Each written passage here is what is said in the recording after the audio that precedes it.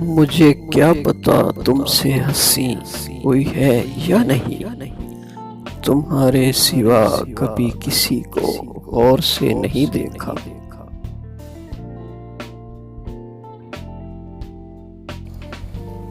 कांच जैसे होते हैं हम जैसे तन्हा लोगों के दिल। कभी टूट जाते हैं तो कभी तोड़ दिए जाते।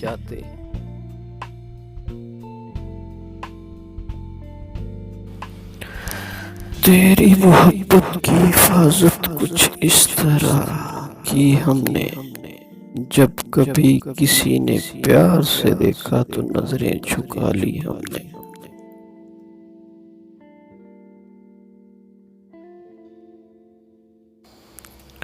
पर बात करने के और भी रास्ते थे फराज। न जाने उन्हें मोहब्बत का ही ख्याल क्यों आया।